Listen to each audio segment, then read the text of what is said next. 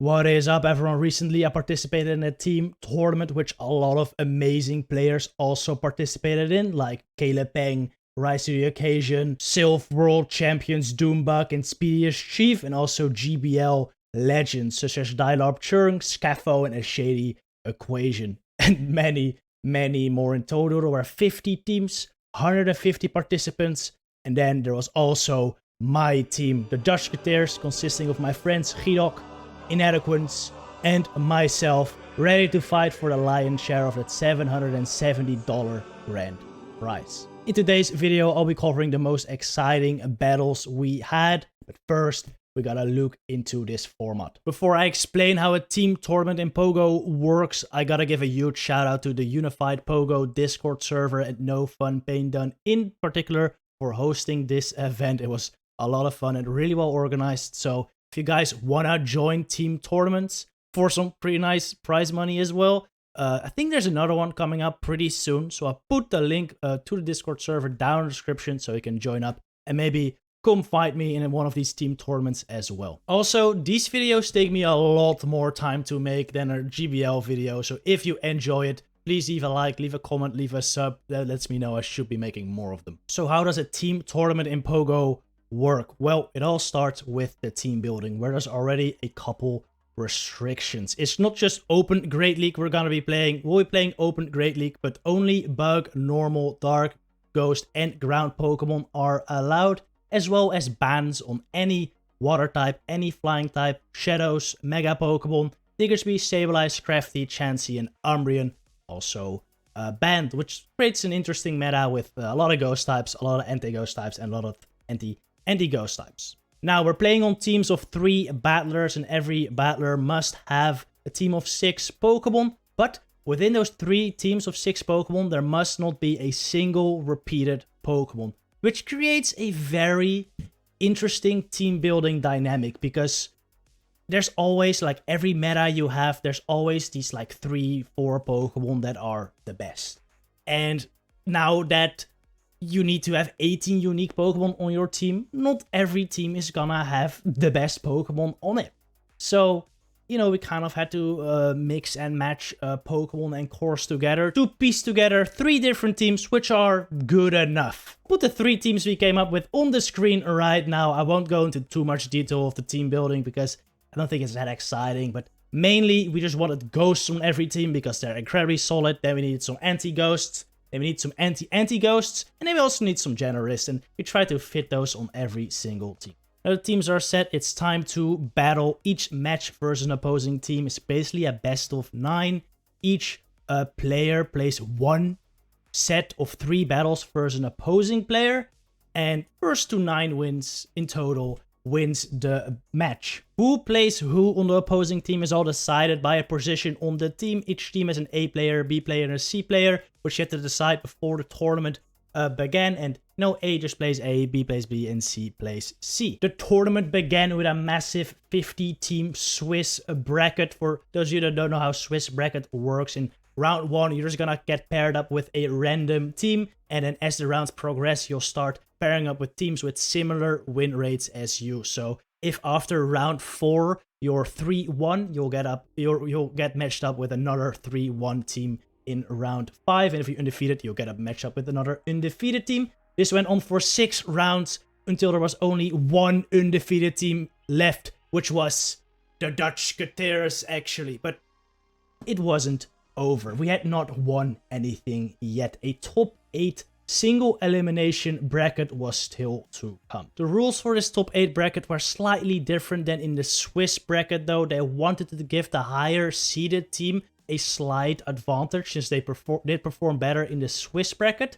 So each match the higher seeded team could pick the pairing, so they could decide who plays who. So instead of the A player playing the A player, the B player playing the B player, the C player playing the C player, the higher seeded team is allowed to just pick who plays who in that matchup, which is a nice advantage to have. And since my team was the only undefeated team left after the Swiss bracket, thus the highest seeded team, we had an advantage in every single match we did play in this top cut bracket. Though we were soon to find out that our opponents had built some really good teams without many like coverage holes to exploit, so picking who plays who was not as big as of an advantage as we had hoped. So yeah, some very exciting battles to come. I say, let's just go right into it. In round 1 of the top 8 bracket, we are going up against the Dirty Mariners, consisting of Statastan, C. Leonardo, and Party Marty, 3 of the highest rated Sylph Arena battlers in the world, so we knew right away we were up for some good battles, and they definitely didn't disappoint.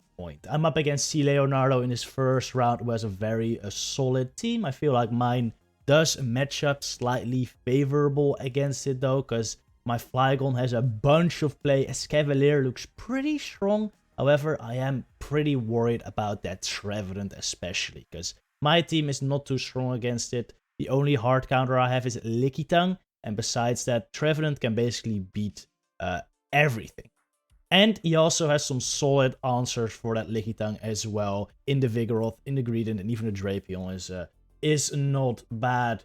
To save some time, I won't be showing every single battle. The battle we're going to be looking at right now is the second battle. Actually, I won the first, but it was a pretty boring battle. I just kind of won the lead and won the game. In this second game, though, I have a horrible lead with Lickitung into the Vigoroth. I have to dip out there into the Flygon, which is my best generalist against C. Leonardo's team. Only problem here is Vigoroth can just throw a Body Slam and dip out, basically guarantee switch advantage most likely. And with the health he still has, he can still take out my Lickitung. So this is not going to be easy. They switch in their Stunfisk, which seems quite interesting at first, because of course I can just nuke this with an Earth Power. But this matchup between Flygon and Stunfisk actually kind of in favor of Stunfisk, because Flygon is just so squishy, and these Mud Bombs do so much damage. They shield this up. I'm pretty sure you can just farm me down. Yeah, they do shield this up. Grabbing 2 shields though is quite nice, because Marowak with the shield advantage is really good against their team. Especially with that Vigoroth, I'm gonna need to really rely on that Marowak at this point. Just gonna let my Flygon get farmed down. I will farm down this Fisk. With my Licky, I can take a couple body mud shots or discharges here for sure. And I'll have a Body Slam loaded for that Vigoroth most likely, which I will throw immediately, probably because there's no way he brings in anything else, right? Gets off another move. Yeah, Fisk is quite a problem for my squad, actually. Lickitung is the best answer. But again, look at this. It takes so much damage still from those 3 moves he had stored up. What does he bring in? Brings in the Trevenant, actually, to take the move, which is quite an interesting play, I think. He takes the move on Trev. I think he feels like Vigoroth is going to be quite important still. Just going to be able to get to the Seed Bomb here. This is actually not ideal, because this Trevenant getting energy is not nice for whack, because if I get Shadow Ball, that's not great. They bring in their Vigoroth though. This is pretty good at this point, because I can just shoot up the Bulldoze here, I think. Yeah, I shoot up the Bulldoze. I can farm this basically all the way down, and then I can Shadow Bone the Trevenant for the win. Throw the Bone Club here because I'm already at double, so no need to farm down, no need to risk that. Go for the Shadow Bone.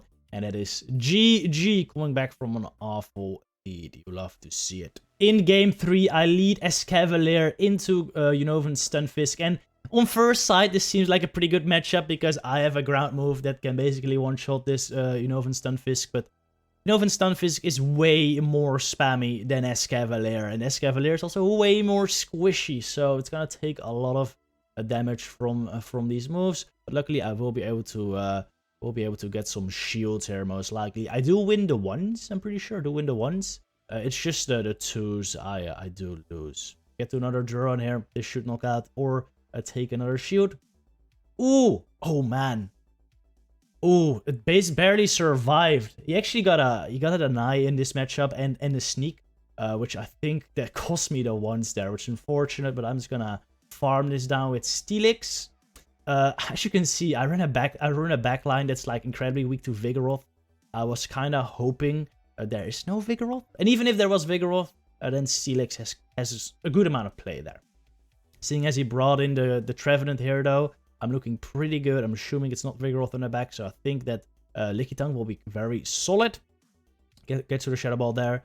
I think I should have probably shielded that. I think I should have shielded that, because he gets to the Seed Bomb anyway. I don't want to throw my energy there. But they end up switching into that Greedent. And Lickitung, even though it's a little more tanky than Greedent, actually does lose this matchup because the Licks do resist the damage versus the neutral bullet seeds from Greedent, and Greedent is also more spammy because of the bullet seeds than Lickitung. So this is actually a losing matchup. I still have a Crunch loaded on the Steelix though, so maybe that can come in clutch later. At this point, we're just gonna keep spamming off those body slams though. Another one coming through. I need 2 more though. I need 2 more.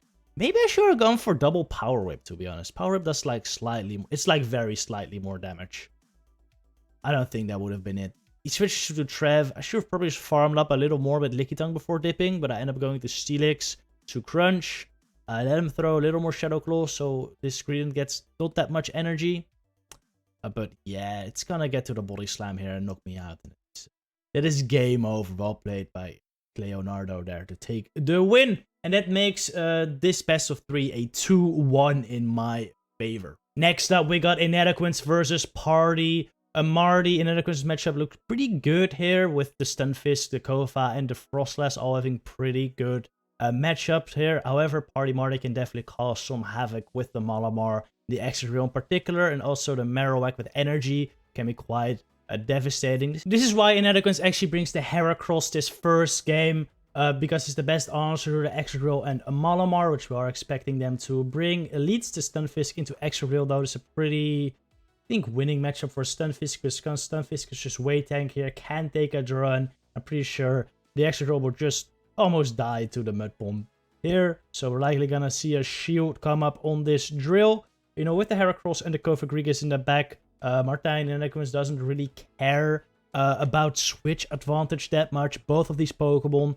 just thrive on shield advantage. You know, if this Stunfisk takes another shield here, that's ideal, because both the Kofa and the Heracross can just shield, or can just sweep with this shield advantage, especially now with an energy lead on the Heracross. Nothing really wants to take an Earthquake or a Rock Blast from this thing, or counters for that matter. I think on a Malamar here, gonna no-shield these moves. They're all resisted, so they won't do that much. But, you know, Heracross is a squishy beast, so it actually does do a good chunk. Has to go for the Earthquake here to knock out the Malamar before it can get to another move. At this point, we are expecting the Nidoqueen in the back, which, of course, is a better answer to Heracross than Malamar would be, but not when shields are down, because it would have just gotten one shot by the Earthquake. Unfortunately, though, I don't think we're gonna reach the Earthquake area. It is the Nidoqueen. As you're gonna see, these poison jabs really adding up. Not gonna reach the Earthquake, so gonna go for the Rock Blast at the final second. Maybe, well, I was gonna say maybe get a shield, but no, shields are already down. Never mind. We have the Kofa in the back here, though. So at this point, we're not looking too bad. The Excadrill has a lot of energy, though. And this Nidoqueen is a good chunk as well. And Earth Power would definitely hurt, and as would a shielded Poison Fang. I think no shielding here is probably the play, because even if he Earth Powers, the drill would still need 3 moves, but Inadequance decides to shield, and luckily it is the big old Earth Power. I think even if he Poison Fanged, he wasn't gonna reach an Earth Power before the Shadow Ball, so actually the shield makes a lot of sense, because you're gonna outpace either way. Shadow Ball does hit.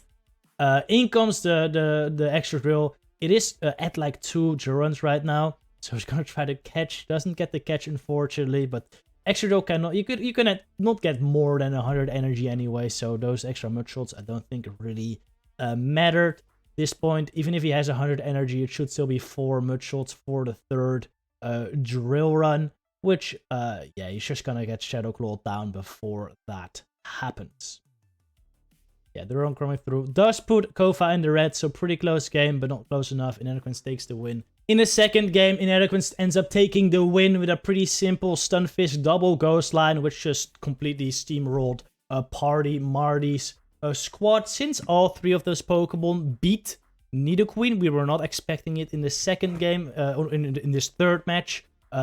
So we expected Obstagoon to be very strong, because its other options are like Excadrill, Malamar, all of which Obstagoon does fine against, so we lead Obstagoon. But unfortunately, Party Marty is a genius and does end up leading Nidoqueen into the Obstagoon. That is not great. Instant switch by Inadequance into the Stunfisk. Gets up a Mud Bomb here as well. Yeah, Stunfisk is just an amazing generous here. Party Marty doesn't really have a great counter switch. So this stays in, gets off a move here, likely an Earth Power, but since this Nidoqueen was already hit by a Mud Bomb, this point, the Inadequance can honestly just let this go. You know, just in case a Poison Fang, that would be pretty devastating. But even this Earth Power hit, it's not that devastating, even though it did a lot of damage. This point, Obstagoon and Kofa are probably pretty good in the back, especially as a Malamar comes out here. That is basically the hardest answer to Kofa left. And also a problem for Obstagoon, so we're happy to see it here. And then of course can get to 3 Mud Bombs here. Actually, very smart play going for the Mud Bombs here, because discharges take slightly more energy, even though they're generally the better move to go for neutral matchups because they have higher DPE. In this case, he was only gonna reach 2 discharges versus 3 Mud Bombs, so yeah, definitely a wise choice going for the Mud Bomb there. Bringing in the Obstagoon versus Malamar now. This superpower, I think, barely knocks out. Actually, barely doesn't knock out. Is gonna get a couple more counters in. Can he counter it down? Barely cannot counter it down. Malamar survives with 1 HP and a bunch of energy. Gonna bring in a Stunfisk here to take this move. Even if he didn't throw, this Malamar would have got a Mud Shot down, so it's forced to throw. At this point, we really hope he doesn't have a foul play stored, but he might have a foul play stored. He switches out with it though, if he does have it, into the Marowak. This is not bad, but not great either, because a Shadow Bone would do a lot, and I think this thing will get the 2 moves, for Cofagrigus can get 2 moves, especially if he baits with the Shadow, or with the Bone Club, I mean. We do shield up here though. At this point, it's just too risky to no shield. Just no shielding a Shadow Bone feels like the only lose condition at the moment, because we actually were not expecting the Malamar to have a move. In comes another move for the Marowak. This is definitely... Oh yeah, this thing is running Shadow Ball, actually. Party Marty's Marowak. So this definitely warrants a shield. That bait was then really huge, because if you just straight Shadow Ball, Cofagrigus would have outpaced. So fortunate that we shielded up the Bone Club, but still, we feel like we're winning at this point. We just take out the Nidoqueen with a Dark Pulse, and then we farm down the Malamar with 1 Shadow Claw, right? Right. In comes Nidoqueen. We're gonna get off the Dark Pulse here before we can get to a move to shoot knockout, and then afterwards there's a Malamar in the back with 1 HP. Can we take that out? Can we take that out? Comes in, does have a move. Is this a superpower or a foul play? What is it? It's a foul play, takes out the Cofagrigus, and unfortunately, Inadequance does lose a game. Does win his best of 3, 2-1 though, so not too bad. We're currently 4-2 ahead of the Dirty Mariners, which means Guido only has to win 1 game to win this matchup for us. Next up, we got Guido versus Statastan. In this matchup, we were not that confident. Every Pokemon on Guido basically has a hard counter on Statastan's team, and that Escavalier beats 4. That Crustle doesn't look ideal. Guido does have Vigoroth though, which is a pretty decent generalist, and Leo also beats 4, so we're all pretty even matchup, and he only has to win 1 point. In this first game, he leads his Leo into the Crustle, which is not good. This is not what you want to see, especially with a Malamar in the back, which also loses to Crustle. This is the worst lead we could have seen. Guido decides to stay in here with the Leo. Throws a Crunch into the Crustle, hoping to get a shield here, or maybe even a debuff. There does see a shield come up here, and we also get a debuff, which is really nice. These Fire Fangs are really adding up. In comes the Vigoroth here now. I would assume I'm gonna go for a farm down. Crustle also got a hefty farm down though. This is definitely a Rock Slide or a Neck Scissor, but either way, probably worth a shield. Does end up shooting this up. Good shield, because a Rock Slide would have definitely hurt. This point, you can farm this down, and just waiting to see what's in the back. Hopefully we don't see the Escavalier or the Ariados, because that would be quite painful, but it ends up being Stunfisk. Super weak team to Vigoroth, apparently, because it's probably the Obstagoon in the back at this point, which should be pretty good. However, the Stunfisk here ends up getting a deny, and then also, we end up shooting here, and it ends up being a Rock Slide, which is very painful, because Vigoroth now will get outpaced, barely outpaced by the Stunfisk to the Earthquake, which this will knock out the Vigoroth, so it's all up to Malamar at this point. Malamar, with the superpowers, does do super effective. Does do double super effective versus the Obstagoon, which he does bring in now, which I think this move barely knocks out. But the Stunfisk will be able to survive a superpower after this, because Malamar will get debuffed. So it's a good play by Statastan, bringing in the Obstagoon at this point, because then he won't be able to kill the Stunfisk that easily with Malamar. Also gets the boost on the Obstagoon, which is really bad. These counters do so much damage. Definitely gonna have to fire off the superpower right now. Takes out the Obstagoon. Can he get the 2 superpowers before the Stunfisk gets to a Rock Slide? Stunfisk did have a little bit of energy heading out of that matchup earlier, so it's only like 2 moves away from the Rock Slide 1, 2, but Malamar barely able to outpace to the superpower and takes out the Stunfisk and gets the one win we needed to take out the dirty Mariners. Let's go, Guido.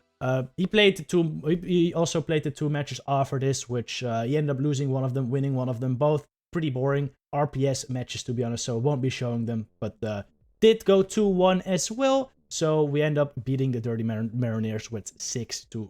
So very nice, and we move on to the second round. Next up, we're facing up against the Mazer Landdogs, consisting of Raichu Occasion, Hot Pocket, and Burnobus. I don't think this team needs any introduction. Y'all probably know Raichu Occasion, one of the best battlers in the world, and Hot Pocket and Burnobus just the same. Really good players.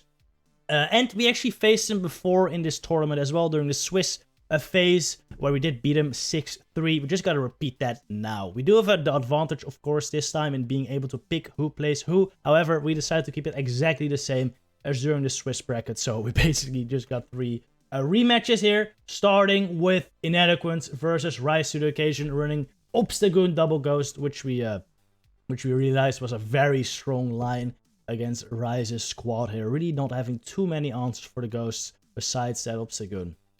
Rise safe switches in the Vigoroth after having a terrible lead. Inadequance brings in the Kofa, which is a pretty interesting move, to be honest, because Frostlass is a way better answer there. However, he wants to, usually Vigoroth is like a bait-in, obvious bait-in for the Frostlass, indicating that there's usually something also weak to Frostlass in the back. So that's why Inadequance did come in the Kofa here to save that last. However, in hindsight, I think going Frostlass would have been the way better move. Because, you just don't have to use any shields. It's just way safer. Kofa does win this here. I think Rise was already at a Bulldoze, though. I feel like I could have thrown a Bulldoze before the Dark Pulse, unless I'm miscounting. But with 2 advantage, I think you get there before 2 Dark Pulses. I don't know. Maybe I'm wrong. Maybe I'm wrong. Anyway, throws the Bulldoze here. This will kill the Kofa. Just deciding to let that go. There was a Trevenant lead, which Obstagoon walls, so getting Switch would be nice. But if you get a lot of energy on Frostlass, you also kill that Trevenant. So, really, Switch is not important for Inadequance at this point. Bulldoze does come through, which we are going to shield, because we don't want to get a fast move down by that Trevenant later. Avalanche on this Obstagoon right now. This will hurt. Put it in a range where I can farm down with the counters. Yeah, this will hurt. I don't know what's going on with these fast moves at this point, because Rise snuck one through and then he got another one here, so it's kind of weird. Are gonna shield up this Night Slash, because we do want to get another Avalanche through, but man, he gets the boost, and this is definitely not ideal at this point. This puts Inadequance in a very, very rough spot, actually. Do see a shield. At this point, you kind of want to try to catch a Night Slash on that Goon, I think. Doesn't end up happening, but we do see a Cross Shop come through here, I think. Well, this might still be an Ice Edge, actually. No, it's Cross Shop. Kills the Obstagoon. Frostlass can farm this down at this point, though. Will have a move ready for that Trevenant. There's still a Vigoroth in the back as well, though, so we really gotta watch out for the Sacrificial Switch at this point. Which, since Trevenant has a 2-turn move, should be pretty easy to avoid. Just make sure you throw the middle of the animation, but Rise actually switches there, no need for that, because Inadequance was just very, very patient, saw the switch coming, farmed the Vigoroth down, and now is able to throw a Shadow Ball into the Trevenant to take the first game. Game 2, we see a mirror lead Obstagoon v Obstagoon. This is not ideal, because I think Inadequance does lose the CMP here. So we'll have to shield up this potential cross shop that would knock out, and think what he's running in the back. Oh, he's running Ariados in the back actually, which is also good versus Goon. But you'd rather just take it out or take a shield at this point. Come throw the Night Slash, expecting the shield. And even if he doesn't shield, he can farm down at this point. No boost, unfortunately. What's he gonna do? Ooh, doesn't throw the move. Makes sense because he doesn't win CMP. And if Ryze didn't throw the move here, he could have just farmed down or they would have simultaneous KO. At this point, getting the energy on Lass is really good. Like I said earlier, Ryze doesn't really have many amazing counters for Lass. A Marowak probably the best one though. This is not great because there's also an Ariados in the back for Inadequance, so he really has to win out this matchup. Goes for the bait here, expecting the shield at this point, which I think is to be expected. Yes, we do see a shield. Now we should be able to outpace this Marowak to 2 moves. Pretty sure, wait, was Ryze? I think Ryze might have been running Shadow Bone and Fire Blast on this AWAC. Movesets were known from the beginning. Kind of forget now though. So should be able to just outpace this. Oh man, Vigoroth comes in though. Inadequance is gonna farm up a bunch of energy before switching out. I think he maybe should have thrown the Avalanche before dipping though. I think he could have built up to an Avalanche and a Shadow Ball before dipping. Would have been close though. And then instead dips with the moves. Gonna bring in the Ariados here. Gonna Mega Horn this. These 2 body slams will knock out from a Vigoroth though, so it's gonna be quite close. Because if the Marowak... Oh, actually, holy shit, this Mega Horn basically knocks out Vigoroth. I think will knock out Ariados here. Actually, it might barely hang on. It might barely hang on. It barely hangs on. Takes out the Vigoroth. Marowak comes back in. Will Shadow Ball kill at this point, though? I think the Marowak is at a move, or it's like 1 fire spin away. It's really gonna depend on if this Shadow Ball knocks out from the Frostlass. And it does knock it out, so that's a very good game with a Frostlass sweep. Game 3, pretty decent lead with the Kofa into the Vigoroth, running double Ghost again, but this time with Ariados in the back for that better Obstagoon matchup. Tries to catch a Bulldoze here, I think, on the Frostlass. Yeah, this is exactly the goal, actually. We were afraid of the Marowak in the back, because Ariados definitely doesn't want to see that, and we plan to lure it out with the Frostlass, which did work out. I checked out the movesets, by the way. Ryze was indeed running, or is indeed running, Fire Blast and Shadow Bone on his Marowak, which is why we didn't see a bait in the first game. This is also for sure a Shadow Bone, so honestly, Martijn Inadequance could decide to shield this here. Very safe shield, because he isn't going to outpace. We will be able to throw another Shadow Ball. The only problem here, though, that Marowak wins CMP versus Kofigrigus, and we'll be able to farm down this Frostlass.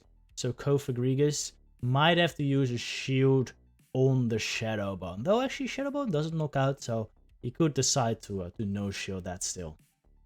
Definitely gonna bring in the Kofa here though. Like the Shadow Bone would do just as much versus Ariados, so that's not worth it. Like catch it there or whatever. Yeah, tries to get a Shadow Claw through here during the charge move, but I don't know, he kind of paused and just nothing happened. Gonna no shield this Shadow Bone. It's Kofigrigus. Doesn't do... Alright, it does a good chunk. Does a good chunk. Gonna go for the Shadow Ball. This should knock out the Marowak. And at this point, it's all up to this low health Kofigrigus and the Ariados to try to take out the rest of the team. What does Ryze bring out here? Oh, it's Trevenant. This is not ideal, because Trevenant can get to the Shadow Ball versus this Ariados.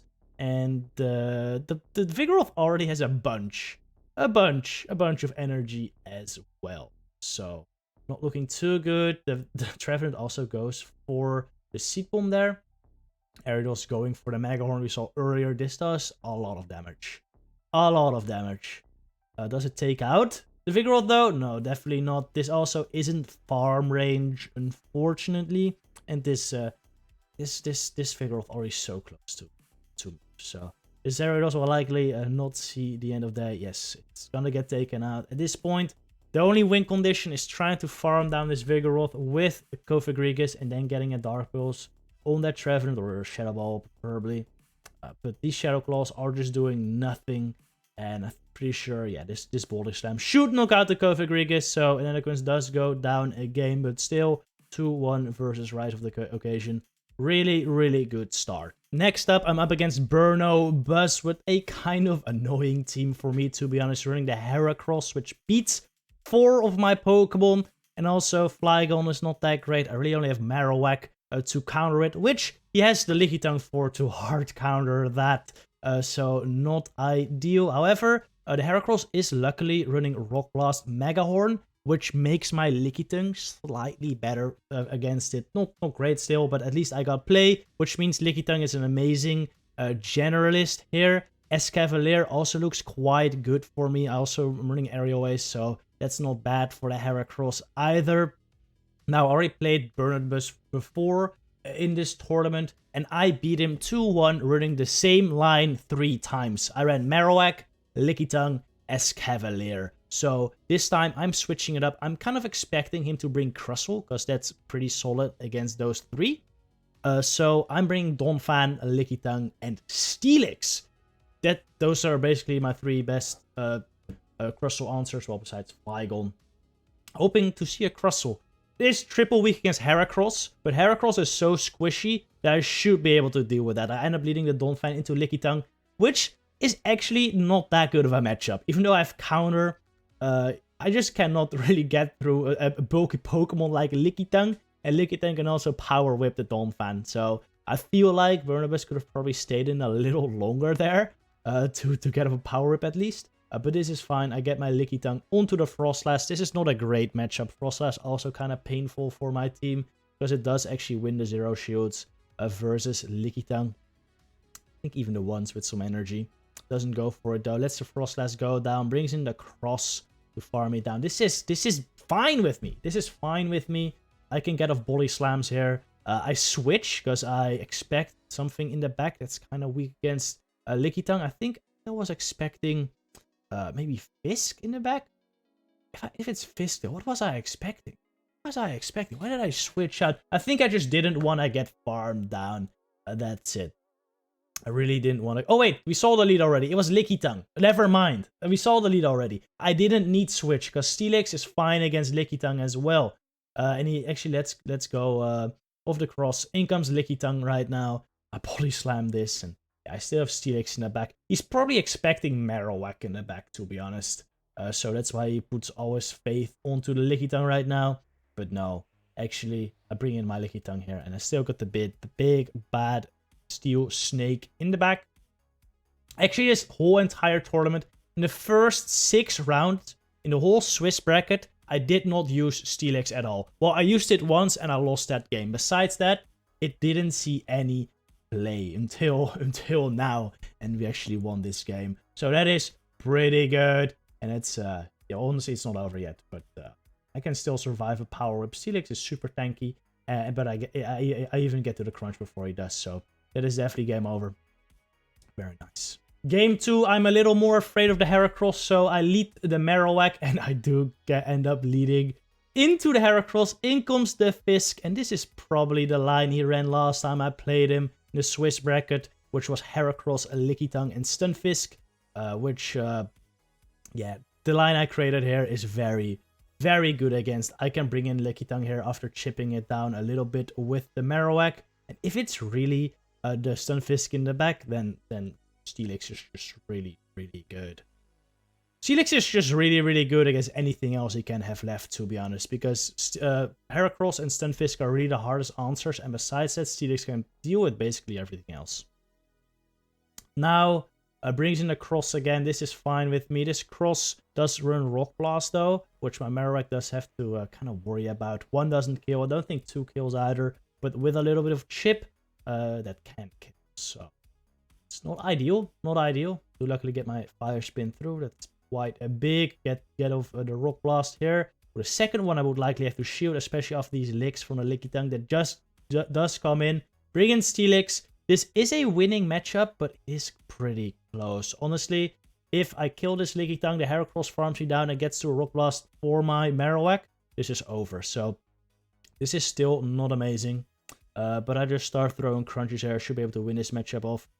Straight crunch. And I actually do get the debuff, which is also pretty huge. I think even if I didn't get that though, all I needed to do was like chip this a Lickitung into a range where I can farm it down with Marowak, because I don't really need much health to kill the Heracross at this point. I'm just gonna let my Steelix go down. Actually, I don't kill the Lickitung. As you could see, I stopped tapping. I didn't want to kill the Lickitung because I don't want that Heracross to get more energy. I ended up switching in my Marowak, getting a bit of energy of myself, and now we're going to be able to farm down this Heracross before it gets a 2-move, and I should be able to throw a charge move at the Lickitung to take the second game. Yes, this is game. So we're 2-0 currently. Third round, I end up bringing the same team, but Escavalier in the back. And Burnobus actually brings the exact same team as well, with Heracross, Stunfisk, and Lickitung. And with Escavalier in the back, that becomes an even more dominant matchup as well. So I end up winning game 3 as well to go 3-0 against Burnobus. Next up, we got Guido versus Hot Pocket in this pretty interesting matchup. Guido does have a really good generalist on his team in Vigoroth, which has play versus basically everything. Even the Escav is not that bad. Same counts for Stunfisk. Pretty okay against all Hot Pocket's team. The opposing Stunfisk, Unova Stunfisk, does look pretty hard though. If Guido cannot get the Trevenant on there, it has play against basically everything. And Trevenant is very difficult to bring against a team with Greedent, Wigglytuff, and Drapion. That hard counter it. Litleo also looks pretty good for Guido though, so maybe we'll see some dog action in this one. In this game though, Guido decides to lead the Trevenant into a Drapion. Unfortunately, does have Vigoroth and Stunfisk in the back, so decides to go immediately into the Stunfisk. Counter that Drapion. Unfortunately, Hot Pocket does switch out into the Cofagrigus, which this is not too bad actually. Guido decides to go for the bait. A pretty risky bait at that, but does grab a shield, so very good call by Guido there. At this point, even with that bait though, I don't think Stunfisk can win this matchup. And at this point, you really want switch advantage because that Drapion versus Trevenant is just so dominant. Goes for the Earthquake here, not expecting a shield from the Kofa. And even if they shield 2 shields down, Vigoroth looks pretty good against Hot Pocket's team. Though, even... oh man, he does get another shield down, but this Kofa will be able to farm down the Fisk and have a move loaded for that Trevenant, and that is not ideal because you kind of have to shield that, and at that point you are not you're like 1 shield down or 1 shield up. So you could also catch the Shadow Ball on Vigoroth, maybe. That'd be quite nice. Do we see that? Oh, does bring in the Vigoroth. Do we see a Shadow Ball here? Do we see a Shadow Ball here? Psychic. That is very unfortunate. Hot Pocket's hard coming. And unfortunately barely does get to another Psychic. So we definitely have to shield here. Still, Vigoroth with energy is quite nice no matter what is in the back. Personally expecting the Stunfisk at this point. Yeah, it's very solid. And Stunfisk is just so tanky. Like, Guido does decide to try to catch a move here. Save the Bulldoze for the Drapion, I think.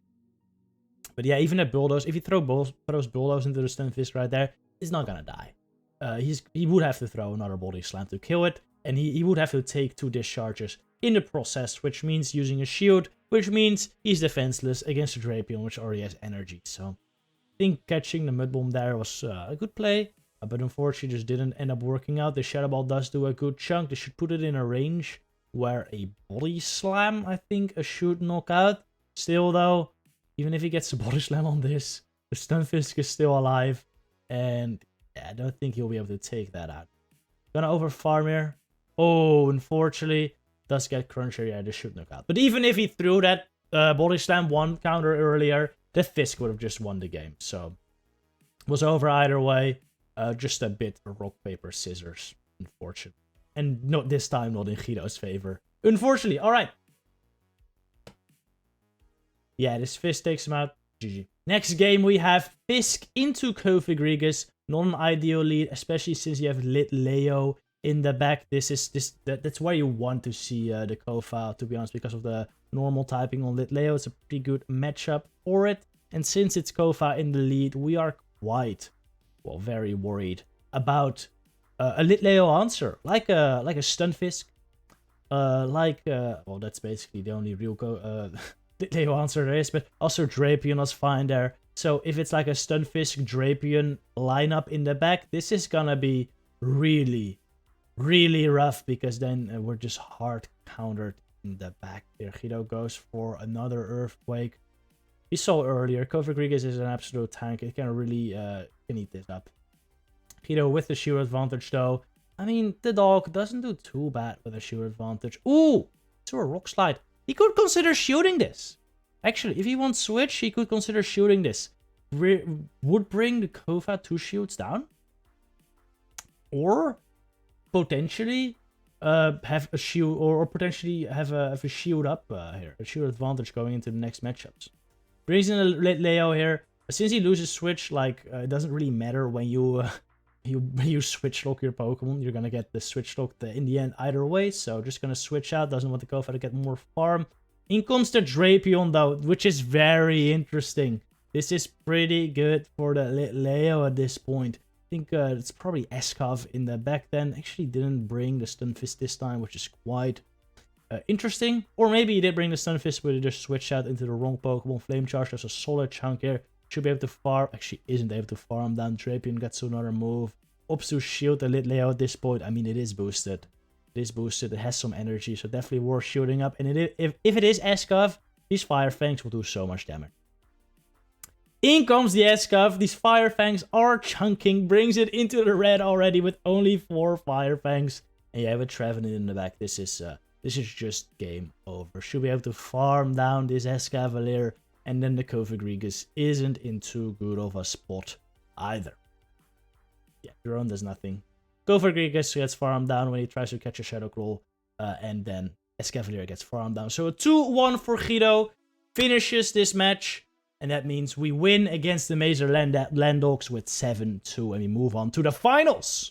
So we are now on to the finals to face off against Procrastinators Unite. Which also features some amazing players. If you want to see those battles, there is a Twitch live stream today as of uploading this video at 7 p.m.